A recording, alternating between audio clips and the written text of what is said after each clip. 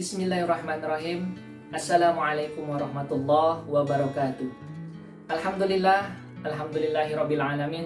Shalatu wassalamu ala asrafil anbiya'i wal mursalin wa ala alihi wa sahbihi rasulillahi ajma'in. Allahumma shalli ala Muhammad wa ala ali Muhammad, amma ba'du. Apa kabar kawan-kawanku semua? Kembali lagi bersama saya Gretzby Yudhistira Ramadan, Agent of Gold, cabang Kota Pekanbaru, Provinsi Riau. Pada kesempatan kali ini, saya akan berbagi informasi kepada kawan-kawan semua, yang mana saya akan sharing mengenai History of Gold. Dan poin pembahasan kita pada topik kali ini yaitu fase perjalanan emas, yang mana fase perjalanan emas terbagi ke dalam 4 fase. Fase yang pertama yaitu fase barter. Lanjut kepada fase yang kedua, yaitu fase koin emas atau uang sejati. Berlanjut lagi kepada fase yang ketiga, yaitu fase uang kertas, di mana fase yang ketiga ini adalah fase yang saat ini kawan-kawan dan saya sedang alami. Selanjutnya, kita bergerak kepada fase yang keempat, yaitu fase yang akan kita songsong kedatangannya, yaitu fase kembalinya dinar dan dirham. Untuk itu, mari kawan-kawan semua, saya akan mengajak kawan-kawan semua untuk mengulas satu persatu dari tiap-tiap fase perjalanan emas ini. Selamat menikmati. Nah, kita masuk pada fase yang pertama, yaitu fase barter. Diperkirakan oleh para ilmuwan, fase barter ini terjadi pada tahun 6000 sebelum Masehi, yang mana ini pertama kali dilaksanakan atau dilakukan oleh suku Mesopotamia. Nah, sebelum itu saya ingin bertanya kepada kawan-kawan semua, pernah terfikir tidak? Atau coba bayangkan bagaimana perasaan kawan-kawan ketika hidup di masa belum adanya uang? Kemudian bagaimana cara kawan-kawan untuk bisa memenuhi kebutuhan pada saat itu?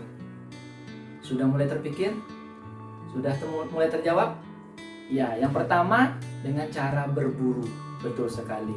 Pada zaman dahulu, orang-orang untuk memenuhi kebutuhannya mereka langsung berburu ke hutan untuk mendapatkan kebutuhan atau mendapatkan makanan. Selanjutnya, Allah Subhanahu wa taala juga telah memberikan keterampilan bercocok tanam kepada manusia pada zaman itu, ya, untuk memenuhi kebutuhan. Nah, seiring berjalannya waktu, setiap manusia itu ingin bisa memenuhi kebutuhannya yang lain. Tapi karena keterbatasan kekuatannya tadi atau dayanya tadi, maka mereka melakukan yang namanya proses tukar menukar barang untuk memenuhi kebutuhan. Nah, inilah yang disebut dengan barter. Barter sendiri memiliki definisi adalah aktivitas tukar menukar barang yang dilakukan oleh manusia tanpa adanya perantara uang dalam memenuhi kebutuhannya. Contohnya apa? Misalnya barter antara ikan, barter dengan rempah-rempah. Kemudian apalagi barter antara roti dengan gandum. Kemudian apalagi barter antara sayur dengan tepung terigu. Dan apalagi ada lagi contoh lainnya, barter kain dengan bahan-bahan makanan. Nah, itulah salah satu dari beberapa contoh proses transaksi barter. Selanjutnya, barter sendiri itu memiliki kelemahan. Apa kelemahannya? Ada beberapa kelemahan yang bisa kita simpulkan. Yang pertama, susah dalam menentukan kadar barang yang ingin ditukarkan. Selanjutnya, barang itu sulit dipecah.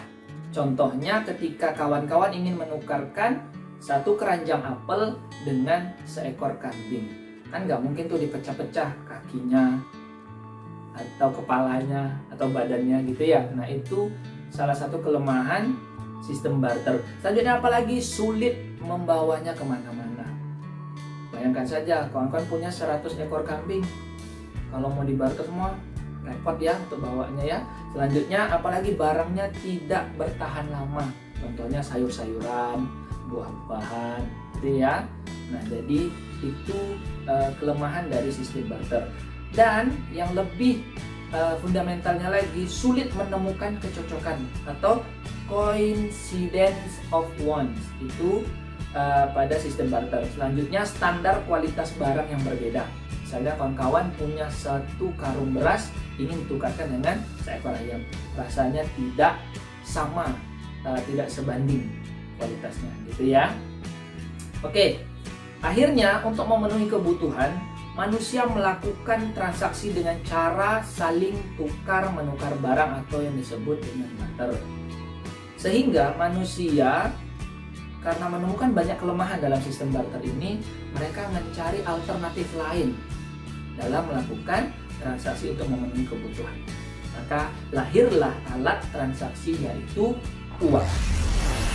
Nah, kita masuk kepada fase yang kedua atau yang dikatakan sebagai fase uang sejati.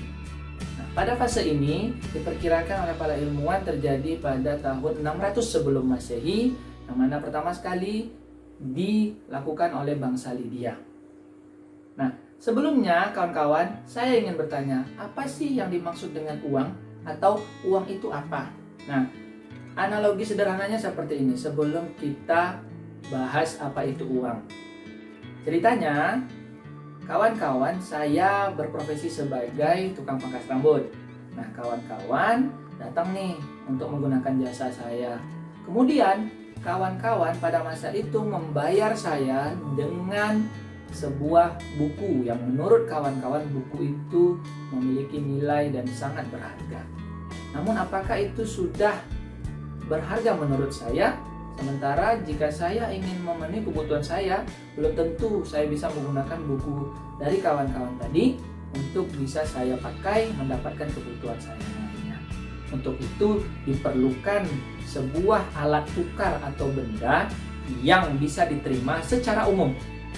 Karena yang buku tadi kan itu hanya kawan-kawan yang menganggap memiliki nilai dan sangat berharga. Sementara bagi saya tidak, untuk memenuhi kebutuhan saya yang lainnya.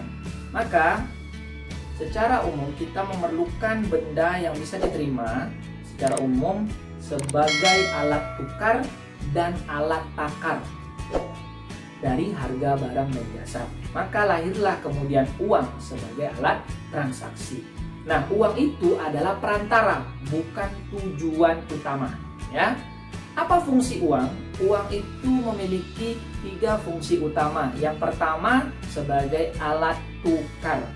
Yang kedua sebagai alat takar atau penakar barang dan jasa. Yang ketiga sebagai alat simpan nilai atau store of value. Nah, pertanyaannya, kenapa sih kita harus menggunakan uang? Karena mau nggak teman-teman atau kawan-kawan dibayar jasanya atau dibeli barang-barangnya menggunakan benda-benda seperti berikut ini. Yang pertama yaitu cuneiform.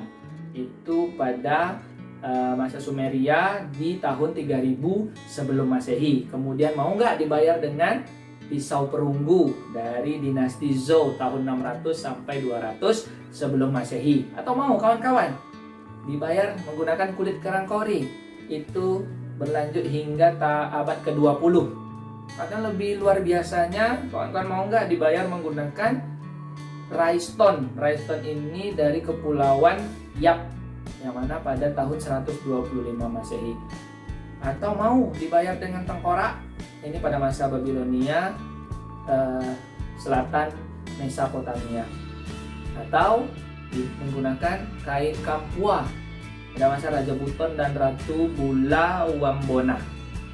Atau yang familiar sekali oleh kawan-kawan, menggunakan garam. Ternyata garam itu pernah digunakan sebagai alat pembayaran. Luar biasa ya. Selanjutnya, kelemahan alat tukar yang tadi saya terangkan itu yang pertama, barangnya yang mudah ditemukan. Artinya itu tidak eksklusif, ya, tidak memiliki kekhasan atau ciri unik. Yang kedua, sulit untuk dibawa kemana-mana. Salah satu contohnya tadi rhinestone, itu batu dari kepulauan Yap. Beratnya saja satu buah batu rhinestone itu mencapai 4-5 ton. Oh, nggak kebayang ya, untuk membawanya aja butuh daya atau upaya yang sangat besar. Kemudian terlalu mudah untuk didapatkan. Selanjutnya, apalagi kelemahan dari alat tukar di atas tadi, itu tidak memiliki nilai intrinsik, sehingga nilai dan daya belinya itu tidak stabil. Ya. Selanjutnya, dipilihlah emas dan perak menjadi pilihan terbaik untuk digunakan sebagai uang. Mengapa emas dan perak yang dipilih menjadi uang? Yang pertama, alasannya adalah karena mempunyai nilai intrinsik. Apa itu nilai intrinsik? Mempunyai nilai yang langsung terkandung pada benda itu sendiri. Yang kedua, tidak mudah ditemukan atau barangnya langka, ya, karena keterbatasan sumbernya tadi. Yang ketiga, itu kemampuan daya belinya yang stabil atau zero inflation, ya. Yang keempat, emas dan perak itu mempunyai titik leleh yang rendah sehingga sangat mudah untuk dilebur, ya.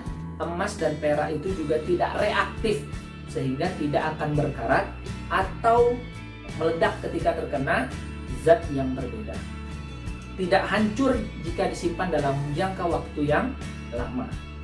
Dan fitrah manusia itu suka sama emas dan perak. Ini juga sudah tercantum dalam kitab suci Al-Quran, yaitu firman Allah surah Ali Imran ayat 14. Ya.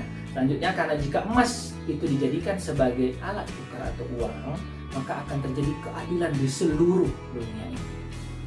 Itu yang sama-sama kita harapkan. Semoga uang seluruh dunia ini akan kembali menggunakan emas dan perak.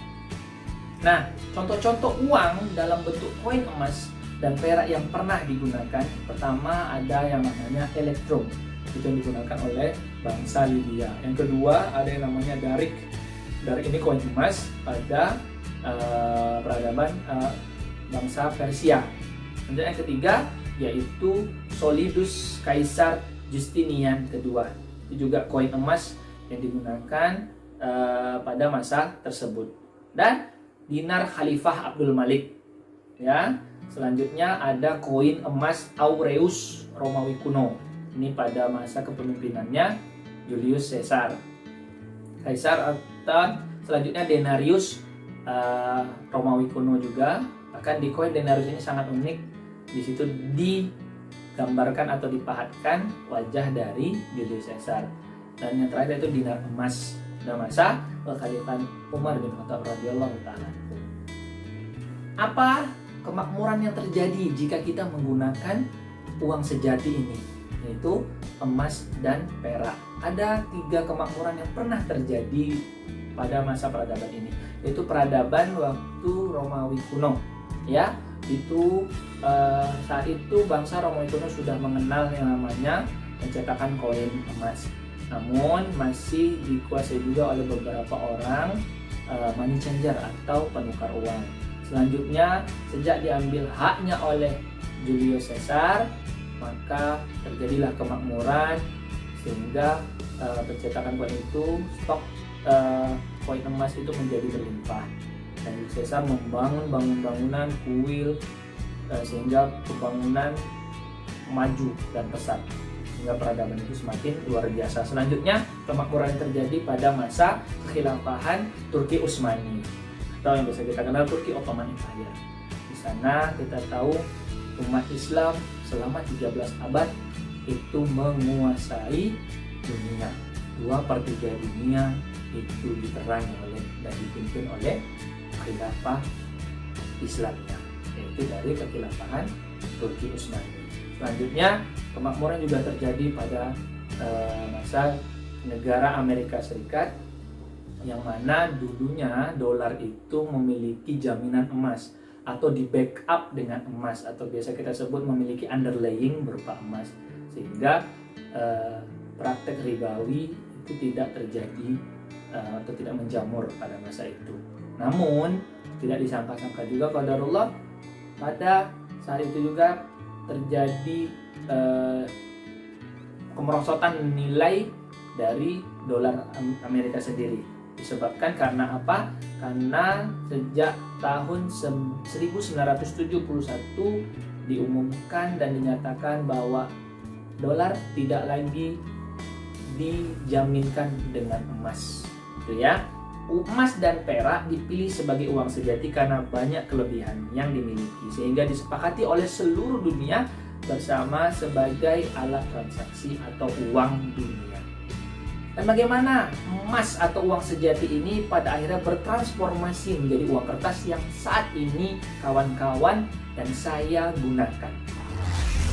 Lanjut kepada fase yang ketiga, yaitu fase uang kertas. Perkiraan tahun 997 Masehi. Para sejarawan pernah menemukan uang bernama Jiaozi itu di daratan Cina. Baik, mulai kepada transisi uang sejati menjadi uang kertas. Secara umum, masyarakat masih bertransaksi menggunakan uang sejati. Namun, singkat cerita, adanya keharusan untuk menitipkannya kepada bankir, kepada di bank, dengan alasan keselamatan, keamanan, dan lebih mudah jika dititipkan di bank, maka pihak bank menukarkannya dengan selembar kertas atau yang biasa kita sebut dengan banknote. Nah, itu yang digunakan masyarakat untuk berjual beli atau menjadi alat tukar, alat pembayaran, memenuhi kebutuhannya sehari-hari. Nah, yang mana mata uang kertas tersebut atau kertas tadi itu dahulunya memiliki jaminan berupa emas, sama seperti sejarah uang yang ada di Indonesia. Itu menurut Undang-Undang tentang Pengeluaran Uang Republik Indonesia, pasal 1 menetapkan bahwasannya 10 rupiah itu sama nilainya dengan 5 gram emas. Dan sejak kapan uang kertas terlepas daripada emas, yaitu pada tahun 1971 secara sepihak Amerika Serikat menyatakan bahwa dolar Amerika Serikat tidak lagi bisa ditukar dengan emas, dan itu disiarkan secara internasional di siaran televisi. Maka sejak saat itu sudah tidak ada lagi uang-uang kertas yang ada di berbagai negara di backup dengan emas. Kerusakan mulai timbul, kerusakan mulai terjadi akibat penggunaan uang kertas ini. Yang pertama, uang kertas nilainya terus merosot hingga mengakibatkan inflasi. Yang kedua, uang kertas memunculkan ketidakadilan ekonomi sehingga memungkinkan terjadinya kesewenang-wenangan yang dilakukan oleh sekelompok orang yang merugikan umat. Yang ketiga, karena uang kertas diciptakan dari sesuatu yang tidak ada sebelumnya, membuat keseimbangan alam ini tidak lagi terjaga. Akibatnya, kenaikan harga barang dan jasa secara terus-menerus terjadi, maka kehidupan umat semakin lama semakin sulit. Yang keempat, perekonomian semakin sulit dan menekan kepada masyarakat yang berpenghasilan tetap kecil dan tidak menentu. Kerusakan yang terjadi, salah satunya itu terjadinya hyperinflasi di negara Venezuela pada akhir tahun 2016. Yang mana kawan-kawan bayangkan, saat itu di Venezuela hanya untuk membeli segulung tisu toilet itu kita membutuhkan uang sebesar 2,6 juta bolivar atau setara dengan 0,4 dolar Amerika Serikat. Di Hungaria pun terjadi hyperinflasi pada tahun 1945. Uang bahkan disapu di jalanan, saking tidak berharganya. Artinya apa? Dampaknya luar biasa sekali. Dampaknya adalah kemiskinan terjadi bukan karena tidak mempunyai uang, melainkan berlebihnya uang. Peranan Ewa Gold dalam mengembalikan kejayaan dengan menyimpan, mengembangkan, dan memanfaatkan EOA Gold akan menghentikan efek inflasi dan deflasi sehingga bisa menjaga kekuatan perekonomian keluarga, negara, dan umat. Apa saja yang kita bisa lakukan saat ini? Yang pertama, memberikan edukasi kepada umat tentang pengetahuan emas agar umat ini sadar dan melek emas. Yang kedua, mengembalikan emas ke kantong-kantong umat. Yang ketiga, menghadirkan emas mulai dari kepingan kecil sehingga terjangkau oleh umat. Dan yang keempat, menyelamatkan masa depan umat dengan penguatan finansial. Uang kertas atau mata uang saat ini tidak sama lagi dengan uang sejati. Uang kertas hanya berfungsi sebagai alat tukar dan tidak mampu menjadi alat takar, bahkan alat simpanan atau store of value. Maka konversikan sebagian besar harta Anda menjadi uang sejati agar selamat dari jeratan inflasi yang menyengsarakan. Bersiaplah menuju masa depan di mana emas dan perak akan kembali menjadi uang sebenarnya. Sudah siapkah kawan-kawan memasuki fase dinar dari dirham? Baik, kita lanjut ke fase yang keempat, yaitu fase kembalinya dinar dan dirham. Menukil dari sebuah hadis, akan datang suatu masa pada umat manusia, pada masa itu tidak ada yang bermanfaat kecuali dinar atau uang emas dan dirham atau uang perak. Hadis riwayat Imam Ahmad. Kemudian Allah Azza wa Jalla juga telah berfirman dalam Quran surat An-Nur ayat 55, yang mana simpulannya, ketika kaum muslimin kembali kepada ajaran Islam yang benar, janji kemakmuran itu akan datang insya Allah. Dan parameter kemakmuran itu diantaranya adalah berlakunya kembali mata uang Islam, yaitu dinar emas dan dirham perak. Dari Abu Musa al-Ash'ari radhiyallahu ta'ala anhu, yang diriwayatkan dari hadis Al-Bukhari nomor 1325 dan Muslim 1680, akan datang suatu zaman atas manusia, seseorang berkeliling di masa itu dengan membawa sedekah dari emas, kemudian tidak menjumpai orang yang mau menerima sedekah. Masya Allah, itu artinya bisa kemakmuran itu telah tiba, bahkan untuk mencari orang yang bisa menerima zakat atau menerima sedekah emas pun sudah sangat sulit. Masya Allah, ya, luar biasa. Adakah yang sudah beralih ke dinar dan dirham? Ya, salah satunya itu negara utah di bagian Amerika Serikat telah menggunakan uang dari emas dan perak. Kemudian negeri Kelantan, Malaysia resmi telah menggunakan mata uang Islam selain ringgit. Jika kita tidak mengikuti perubahan yang sedang terjadi saat ini, maka kita tidak siap dengan masa depan. Bagaimana strategi yang harus kita lakukan, yaitu AKM.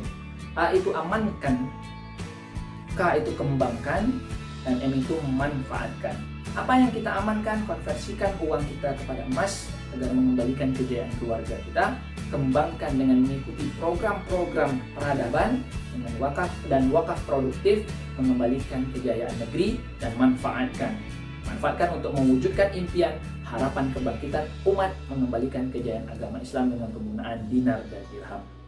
Insyaallah dinar dan dirham akan kita songsong untuk kembali lagi penggunaannya. Simpan dan syiarkanlah emas kepada sebanyak mungkin orang, maka Anda sedang membangun kekuatan finansial dan kebangkitan umat. Ilmu tidak akan mengubah hidupmu, action yang akan mengubah hidupmu. Diskusi tidak akan mengubah hidupmu, action lah yang akan mengubah hidupmu. Ini adalah nasihat dari Kek Jamil Azaini, pembina peradaban EOA. Baik, itu yang bisa saya sampaikan kepada kawan-kawan semua. Semoga bermanfaat. Saya Grace B. Yudhistira Ramadan, Agent of Gold cabang Kota Pekanbaru, Provinsi Riau, ID EOA G00011609. Dengan ini mengucapkan banyak terima kasih, dan saya tutup dengan doa kafaratul majelis. Subhanakallahumma wa bihamdika, asyhadu an la ilaha illa anta, astaghfiruka wa atubu ilaik. Billahi taufiq wal hidayah. Assalamualaikum warahmatullahi wabarakatuh.